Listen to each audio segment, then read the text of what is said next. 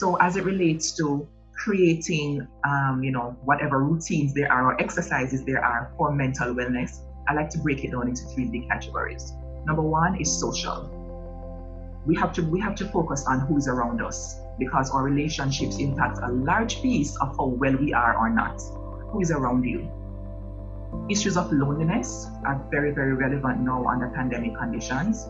And I must hasten here to add that loneliness does not only connote a space where you are alone, right? You can fully be engaging with your partner whom you love dearly, your 5 children, your 2 sisters. You can be in a crowd and be lonely because you feel some level of disconnection. And an important piece of managing the conflicts that can come from that is establishing and maintaining healthy boundaries, knowing appropriately when to say I'm not able to. Just say no straight up, just no, it's a full sentence, right?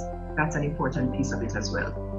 Another one is keeping connected to others, whether that means jumping on a Zoom games night call or just chatting with your colleague with camera on to just have that human interaction, if it is that we're social distancing, which we should be at this time. And is it meaningful connection that we're having? So reaching out sometimes to people to say, I haven't spoken to you in about 2 weeks, how have you been doing? As opposed to saying, she hasn't called me, so I guess she doesn't care. Sometimes taking the effort to reach out, because the social piece is a huge piece of our wellness. So that's the social aspect of it. The other piece is the personal. And I love to talk about self-care, ideally being our first job. So I'm encouraging everybody, especially now under global pandemic circumstances, to ensure that self-care is your first job. That requires intentionality. What can that look like? Things like getting exercise, intentionally moving your body.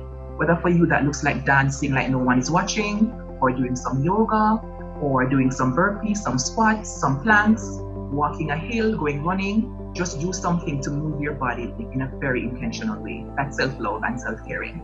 Another piece of it is sleep, right? Now, ideally, we are stuck on Zoom calls or whatever platforms we're using a lot more than we were before.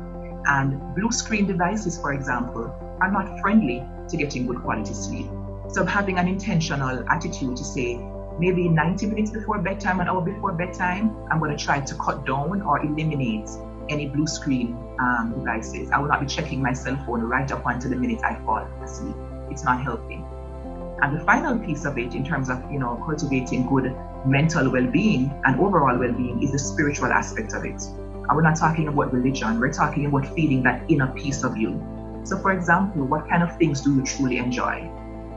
What kind of things make you feel completely alive? Are you doing enough of that? No excuses. Can you do more of it? Yes, we all can. Let's be intentional about scheduling more time for that. Yeah.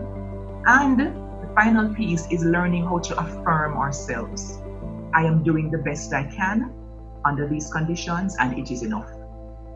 Even though we are aspiring to be more tapped into well-being and to be, to have greater mental health, I am enough. I am valuable as I am right now. I'm doing the best I can, and that is enough.